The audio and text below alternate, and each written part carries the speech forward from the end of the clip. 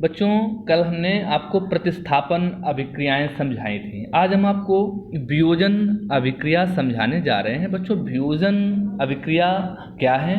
ऐसी रासायनिक अभिक्रियाएं जिनमें कोई पदार्थ ताप, ध्यान समझना, ऐसी रासायनिक अभिक्रियाएं बच्चों जिनमें कोई ताप, दाब, विद्युत आदि से दो या दो से अधिक पदार्थों में अपघटित हो जाता है। क्या होता है? अपघटित हो जाता है या टूट जाता है। ऐसी अभिक्रिया को हम वियोजन अभिक्रियाएं कहते हैं। लेकिन मूल अवस्था हटाने पर वह अपने मूल उसमें आ जाएगा, मूल पदार्थ प्राप्त हो जाएगा और इस अभिक्रिया में उत्क्रमणीय क्रिया का चिन्ह जरूर होगा, रिवर्सेबल रिएक्शन का चिन्ह जरूर होगा। एक बार और समझ लें, ऐसी रासायनिक अभिक्रियाएं जिनमें कोई पदार्थ किसके कारण, ताप, दाब, विद्युत आदि से दो या दो से अधिक पदार्थों में अपघटित हो जाता है और कारण हटा देने पर पुनः अपनी मूल अवस्था में आ जाए, तो ऐसी अभिक्रिया को हम वियोजन अभिक्रिया कहते हैं। और इस अभिक्रिया में उत्क्रमणीय अभिक्रिया भी कहलाती है। ये अभिक्रियाएं दो प्रकार की हैं बच्चों, ऊष्मीय वियोजन और विद्युत वियोजन। ऊष्मीय वियोजन और विद्युत वियोजन। ऊष्मीय वियोजन, ऊष्मीय वियोजन अर्थात जब यौगिक को गर्म करने पर, किसको, यौगिक को गर्म करने पर दो या दो से अधिक अणुओं में परिवर्तित हो जाता है, परंतु अगर उसे हम ठंडा कर देंगे तो अपनी फिर से उसी मूल अवस्था में आ जाएगा। देखिए बच्चों, PCl5 फास्फोरस पेंटा क्लोराइड, इसको गर्म करेंगे तो ये PCl3 फास्फोरस ट्राइक्लोराइड और क्लोरीन में अपघटित हो जाएगा, लेकिन मूल अवस्था हटा देने पर फिर से ठंडा कर देंगे तो अपनी मूल अवस्था में आ जाएगा। तो इस अभिक्रिया को क्या कहेंगे? ऊष्मीय वियोजन। जैसे नौशादर NH4Cl ammonium chloride, ammonium chloride को अगर गर्म करेंगे तो अमोनिया और HCl में अपघटित हो जाएगा, वियोजन हो जाएगा इसका, और अगर मूल अवस्था हटा दें फिर से उसी अवस्था में आ जाएगा। तो ये तो ऊष्मीय वियोजन हो गया था ऊष्मा के द्वारा। विद्युत वियोजन सेकंड इसका पार्ट है बच्चों, विद्युत वियोजन। कौन सा पार्ट है अगला? विद्युत वियोजन। विद्युत वियोजन को आप लोग अच्छी तरीके से समझें। देखिए, कुछ पदार्थों का विद्युत अपघटन करने पर, क्या करने पर? विद्युत अपघटन करने पर ये धनात्मक और ऋणात्मक आयनों में टूट जाते हैं। जैसे आपका MgCl2 मैग्नीशियम क्लोराइड, अगर हम इसको रिवर्सेबल रिएक्शन Mg++ और Cl आयनों में टूट जाएगा। ऐसे ही NaCl ammonium chloride reversible Na positive और Cl नेगेटिव आयनों में टूट जाता है। देखिएगा अपघटन अभिक्रियाएं, अगली अभिक्रिया आपकी कौन सी है? अपघटन। वे रासायनिक अभिक्रियाएं जिनमें कोई यौगिक अपने छोटे छोटे सरल यौगिकों में, अपने छोटे छोटे सरल यौगिकों में अपघटन हो जाता है लेकिन अपनी मूल अवस्था में नहीं जाएगा, ये भी ध्यान रखना। और रिवर्सेबल रिएक्शन इसमें नहीं होगा, चिन्ह नहीं लगा होगा। ये भी दो प्रकार की हैं, ऊष्मीय और विद्युत।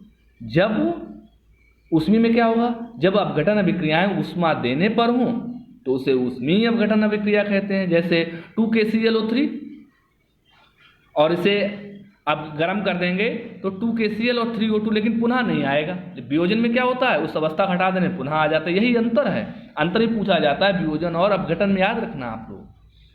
CaCO3 कैल्शियम कार्बोनेट, तो ये CaO और CO2 में अपघटित हो जाएगा लेकिन अपनी पुनः मूल अवस्था में फिर से नहीं आएगा।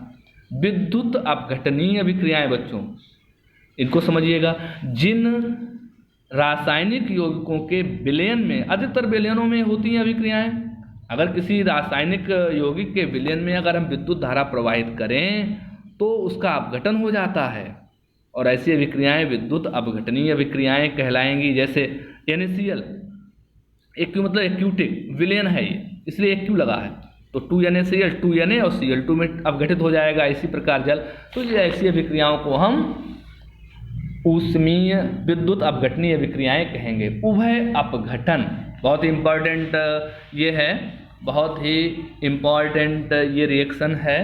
उभय अपघटन या द्विविस्थापन बच्चों क्या है? जिन रासायनिक अभिक्रियाओं में यौगिक के आयनों अथवा अवयवों का परस्पर क्या होता है?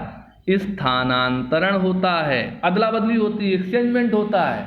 एक बार और समझें, जिन रासायनिक अभिक्रियाओं में यौगिक के आयनों अथवा अणुओं को परस्पर क्या होता है, स्थानांतरण हो जाता है और नए यौगिक बनते हैं। जैसे देखा होगा BaCl2 प्लस 2NaSO4, देखिएगा BaCl2 से Cl2 है वो Na के साथ और SO4 है Ba के साथ, एक्सचेंजमेंट हो गया तो BaSO4 प्लस 2NaCl, अदला बदली हो गई।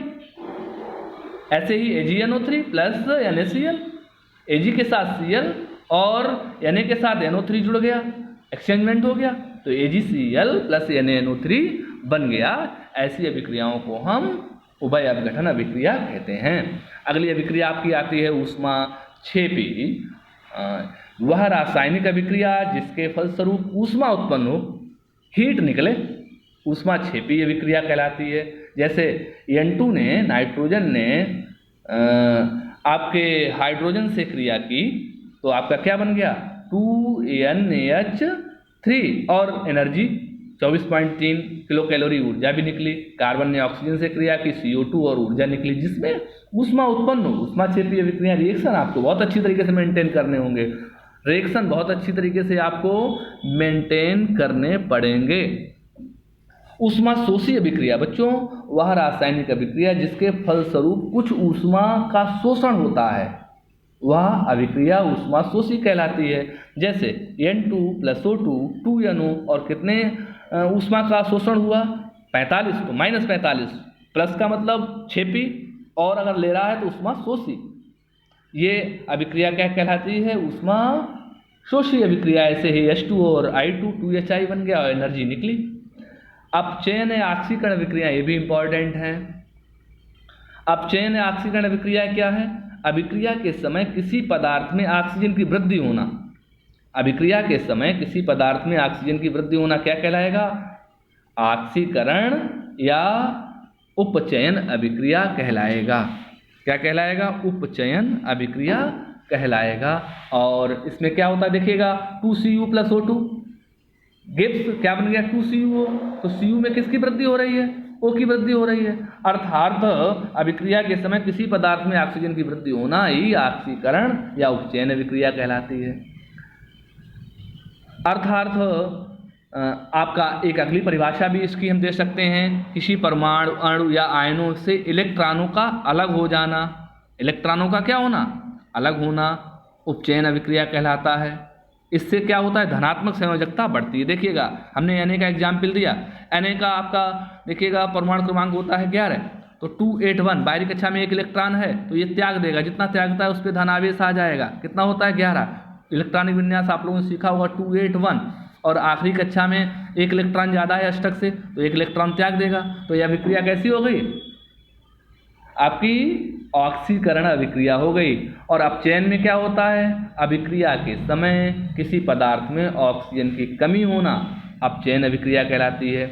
जैसे 2CuO प्लस 2H2, तो Cu में किसकी कमी हो गई, ऑक्सीजन की कमी हो गई, तो यह अभिक्रिया क्या हो गई, अपचयन अभिक्रिया। या हम आयन के आधार पर अभिक्रिया भी दे सकते हैं, किसी परमाणु या अणु या आयनों में इलेक्ट्रॉनों की जो ग्रहण करने की क्रिया है वो अपचयन कहलाती है। इसमें ऋणात्मक संयोजकता बढ़ेगी।